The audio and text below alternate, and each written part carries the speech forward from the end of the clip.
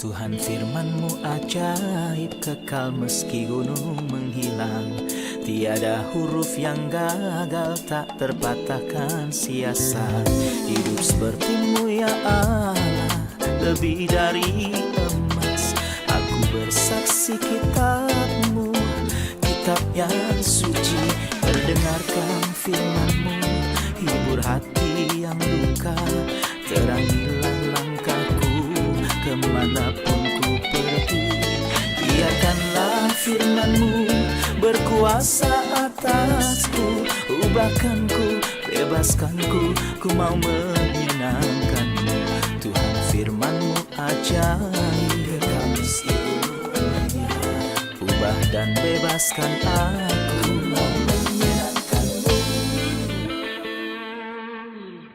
Salam jumpa pemirsa terkasih, saya menyambut Anda sekalian dimanapun Anda berada dalam episode terbaru program studi harian kita.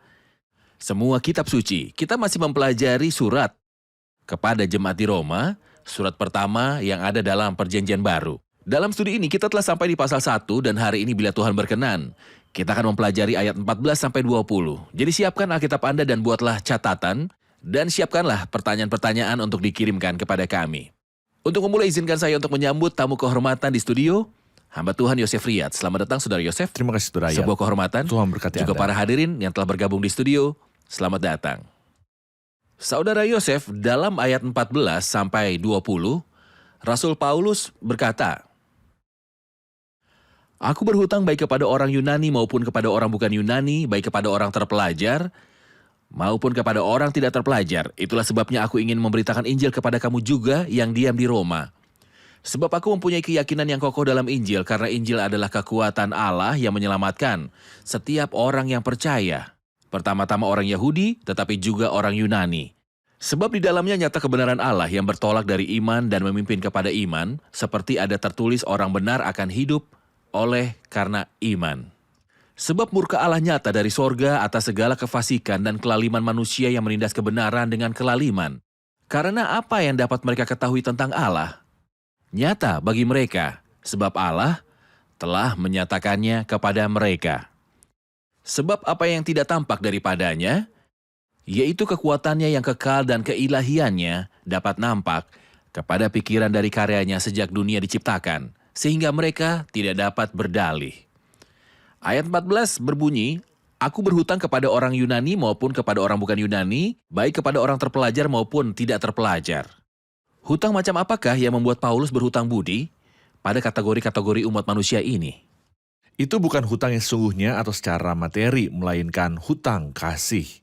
Ketika Kristus menawan Paulus dan memintanya untuk menyampaikan kasih karunia yang sama yang telah menjangkau dirinya kepada orang-orang lain, Paulus merasa berhutang untuk menyampaikan kabar hebat ini kepada setiap manusia di muka bumi.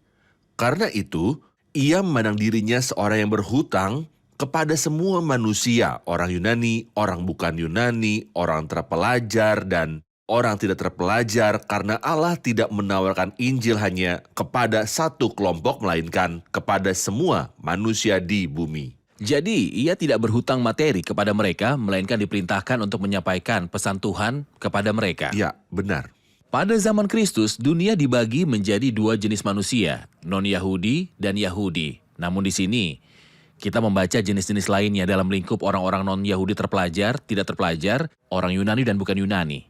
Mohon jelaskan tentang pembagian ini. Pembagian ini diciptakan oleh orang Yunani yang menganggap semua yang mengenal budaya dan bahasa Yunani sebagai orang yang beradab. Sementara semua yang tidak mengenalnya sebagai orang yang tidak beradab atau orang tidak terpelajar. Jadi orang Yunani memandang orang yang beradab sebagai orang yang terpelajar dan orang yang tidak beradab sebagai orang yang tidak terpelajar.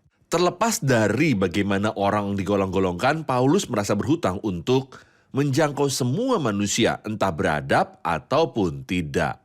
Sampai sekarang Anda menemukan orang-orang primitif dan juga para astronot. Yang manakah yang harus dijangkau Injil? Injil harus menjangkau semua orang.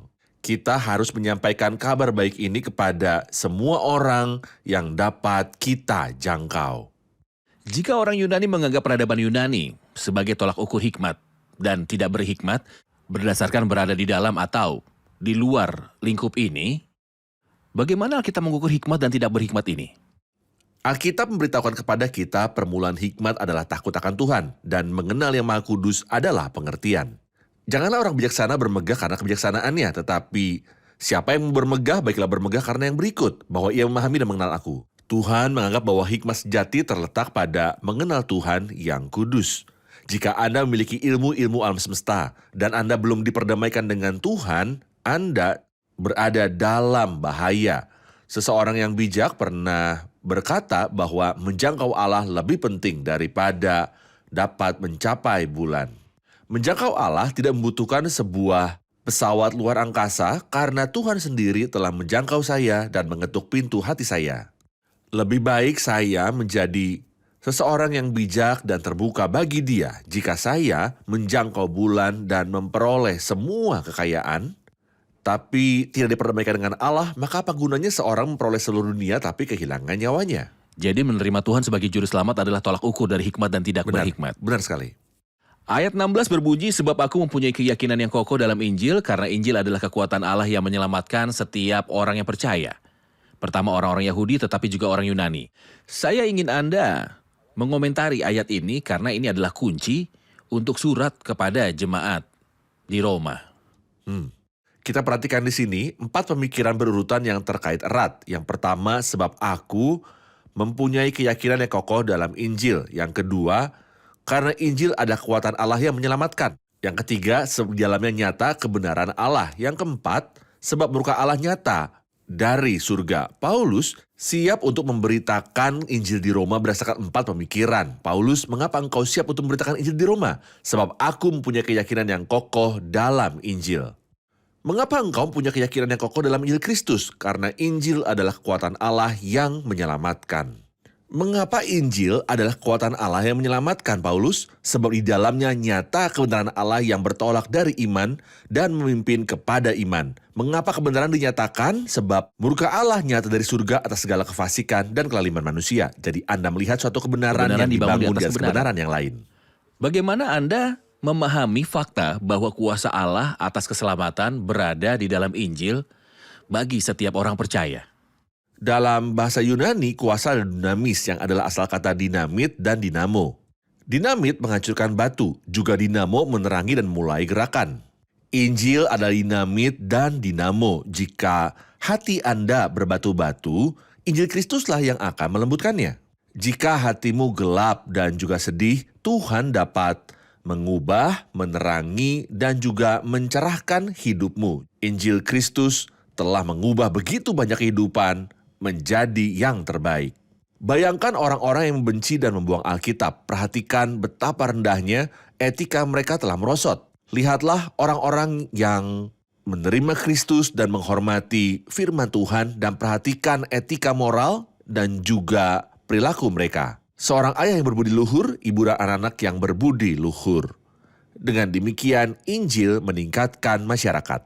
Apakah yang lebih efektif dalam menyelamatkan jiwa-jiwa, intimidasi dan ancaman sambil menyuruh orang untuk bertobat, atau kuasa Injil yang menyelamatkan? Metode pemberian hadiah dan hukuman tidaklah membantu. Tidak ada yang lebih mirip metode itu selain hukum Taurat. Bejananya lemah, tetapi Injil menciptakan di dalam kita sesuatu yang baru. Siapa yang ada dalam Kristus, ia adalah ciptaan baru. Injil adalah kuasa Allah yang menyelamatkan. Omong-omong, Roma artinya kuasa. Jadi dalam surat ini, surat yang berisikan kuasa. Paulus menawarkan kuasa sejati yang mengalahkan kuasa Roma. Selama 3 abad, kerajaan Roma menyerah kepada kekuasaan Injil Agung yang telah diberitakan oleh para orang-orang sederhana, oleh nelayan, dan orang-orang lainnya. Roma menaklukkan dunia dengan pedang. Ya. Namun Injil menaklukkan hati umat manusia dengan kuasa keselamatan. Benar. Adalah mustahil bagi umat manusia untuk percaya kepada Tuhan dengan pedang. Benar. Dengan kuasa dari pedang. Benar. Injil sendiri yang mengarahkan hati manusia kepada Allah. Benar. Kita akan rehat sejenak dan kembali untuk menjawab pertanyaan hadirin. Pemirsa terkasih, kita akan bertemu kembali setelah rehat. Ubahkanku, bebaskanku, ku mau menyenangkanmu. Tuhan firman-Mu ajaib, kekal meski bebaskan aku.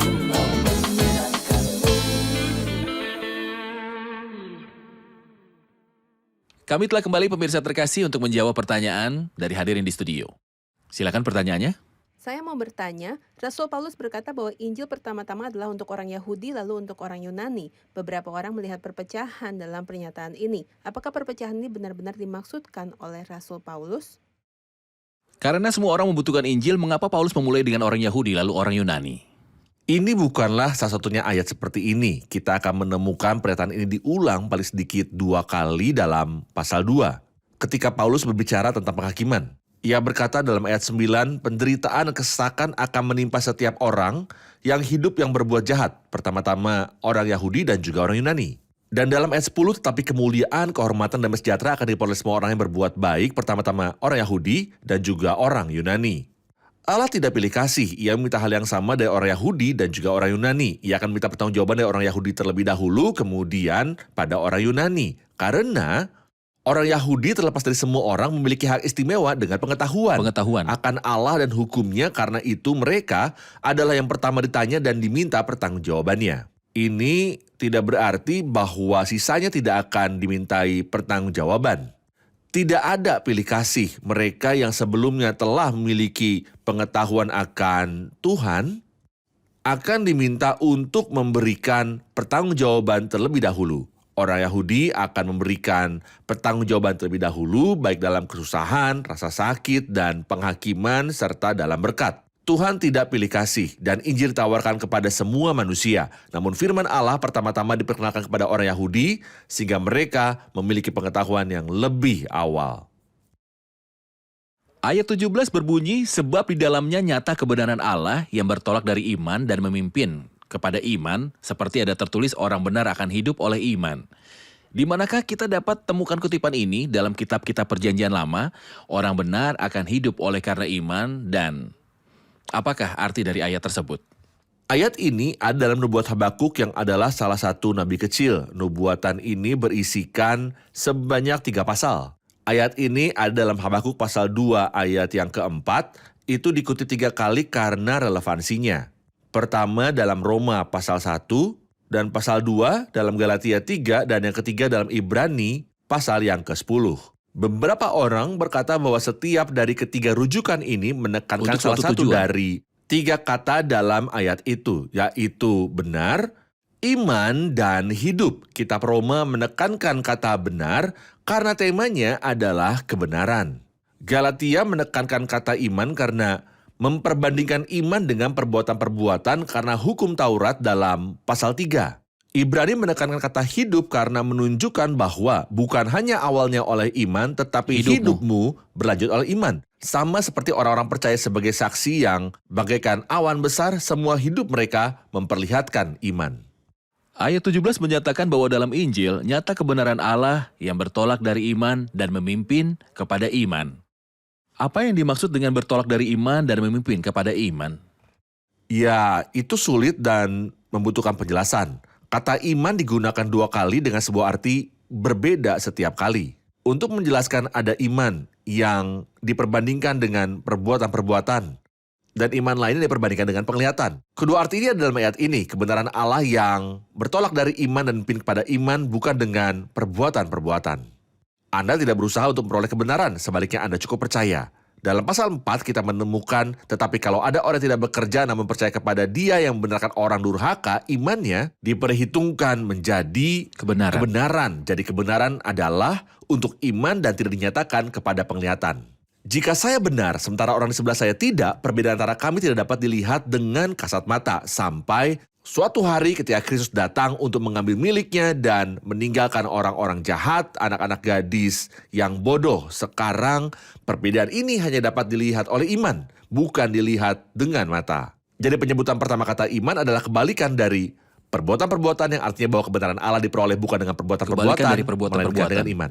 Kebenaran ini adalah untuk iman, bukan untuk dilihat. Saya tidak melihatnya dengan mata saya, melainkan saya menerimanya karena Allah menyatakannya dan saya percaya. Jadi kenikmatan dari kebenaran ini sekarang terbatas pada lingkup iman, bukan penglihatan. Benar sekali. Kita akan rehat sejenak dan kembali untuk menjawab pertanyaan hadirin. Pemirsa terkasih, kita akan berjumpa kembali setelah rehat. Saya mendorong Anda untuk mengirimkan kepada kami semua pertanyaan dan catatan Anda dengan menggunakan alamat-alamat yang akan ditayangkan ketika rehat. Tetap bersama kami. Ubahkanku, bebaskanku, ku mau menyenangkanmu. Tuhan firman-Mu ajaib, kekal seluruhnya. Ubah dan bebaskan aku, mau menyenangkanmu. Kami kembali dan siap menjawab pertanyaan dari hadirin di studio. Ada pertanyaan? Silakan. Pertanyaan dalam ayat 18 bunyinya, sebab murka Allah nyata dari sorga atas segala kefasikan dan kelaliman manusia yang menindas kebenaran dengan kelaliman. Karena apa yang dapat mereka ketahui tentang Allah nyata bagi mereka sebab Allah telah menyatakannya kepada mereka.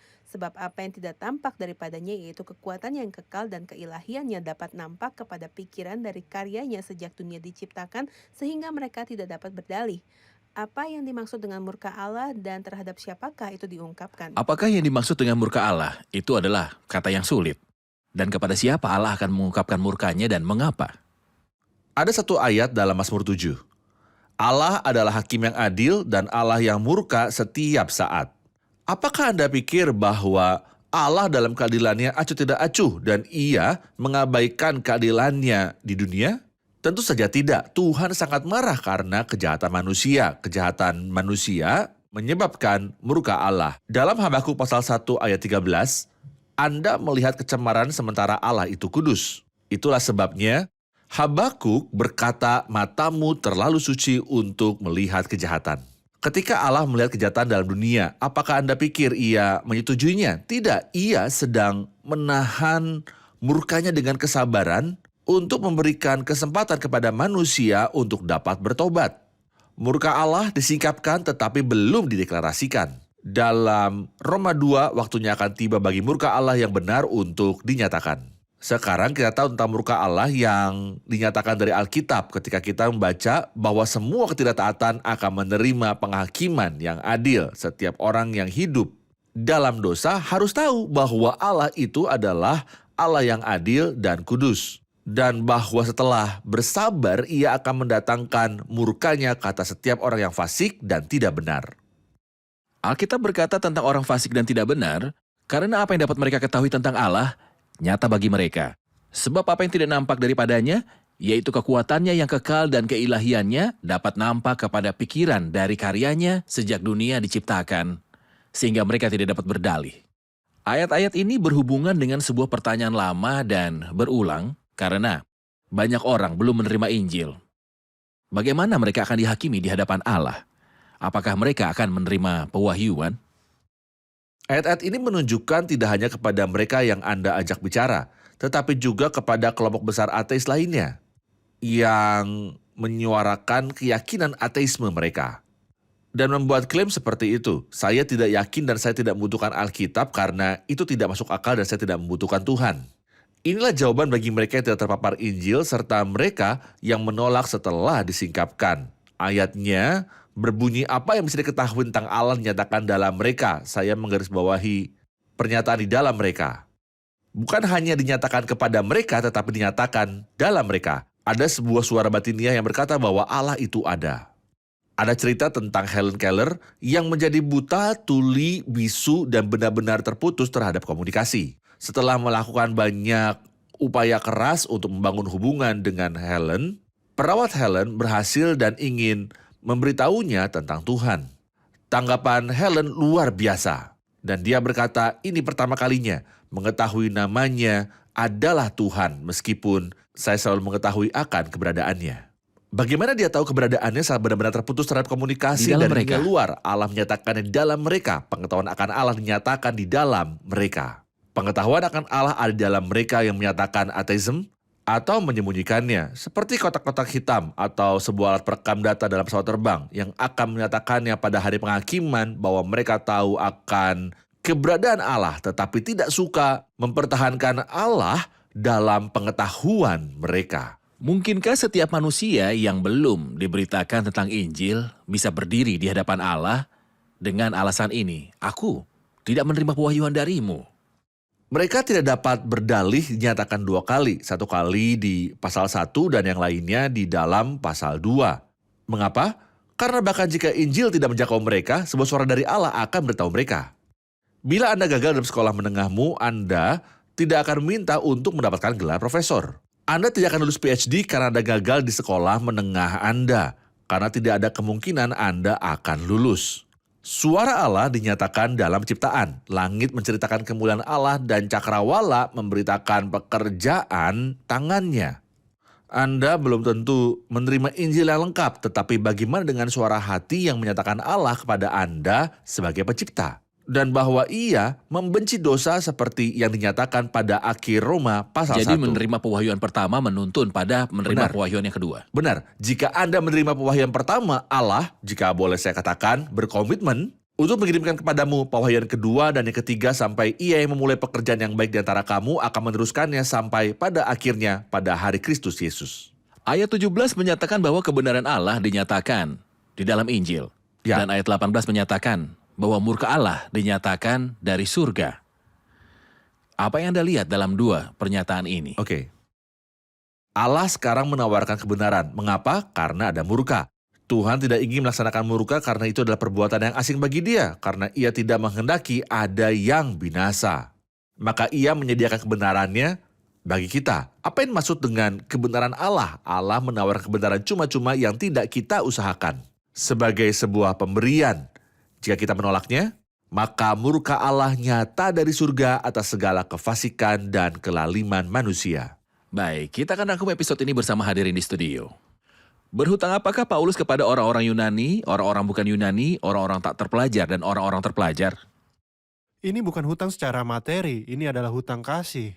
Saat kasih karunia mengubah hidup Paulus, ia merasa berkewajiban untuk menyampaikan pesan keselamatan dan kasih karunia kepada semua orang yang dapat dia jangkau. Apakah yang dimaksud dengan kebenaran Allah yang bertolak dari iman dan memimpin kepada iman?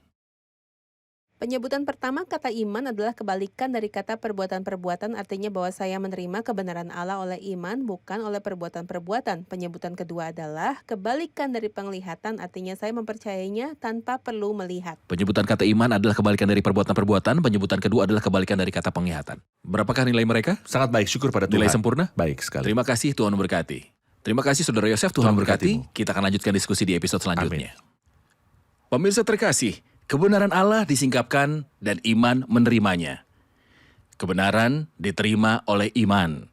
Jika Anda mempertimbangkan untuk menerima semua karunia dari Allah dengan mata yang melihat, Anda tidak akan dapat menghampiri Allah karena hubungan dengan Allah dimulai dengan iman. Anda menerima kebenaran ini oleh iman, artinya tanpa usaha-usaha.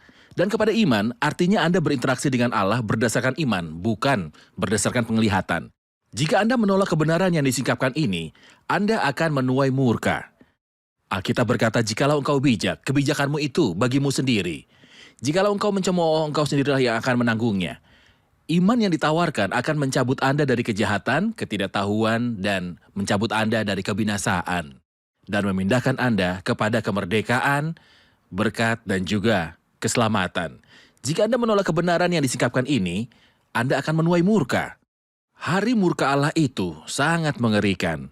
Ngeri benar kalau jatuh ke dalam tangan Allah yang hidup.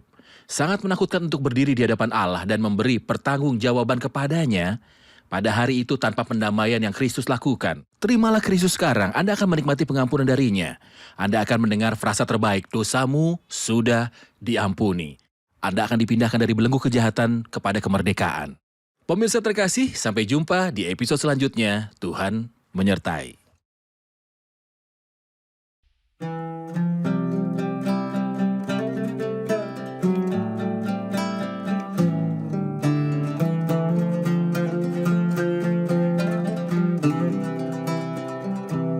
قد وقفت في أبواب وقت عابر ونظرت لألوف المؤمنين ذاهبين في ابتهاج وسرور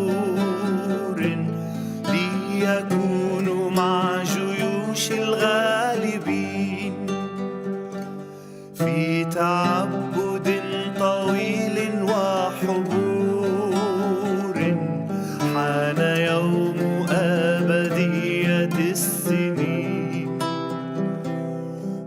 سمعت من سماء رب قادر شبه لحن من صفوف الغالبين صوت الأبدية يوم الأبدية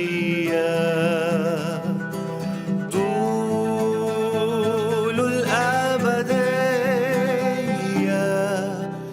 أين تقضيها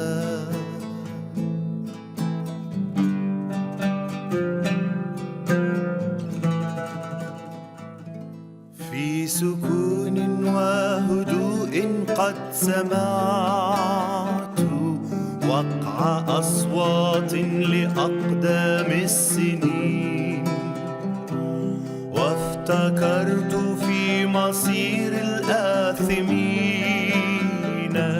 حين يظهر مسيحنا الأمين عند ذلك ارتجفت وسألت كم تساوي لحظة من الزمان فهدوء الأبدية تلاشى بأنيني وبكاء الهالكين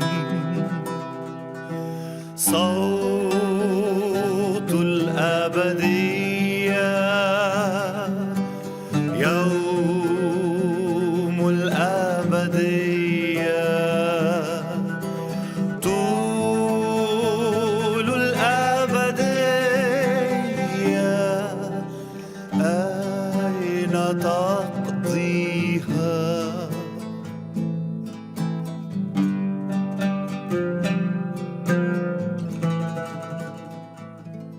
هيا نعمل سريعا أخي أختي فقريبا يأتي فادنا الحبيب لاختطاف شعبه إلى السماء ولحرق التبن في نار اللهيب فدعونا بثبات ونشاط ننذر الشرير من يوم عصيب فالقلائل سيخلص ويأتوا وهلاك لألوف عن قريب صوت الأبدية يوم الأبدية طول الأبدية أين تقضيها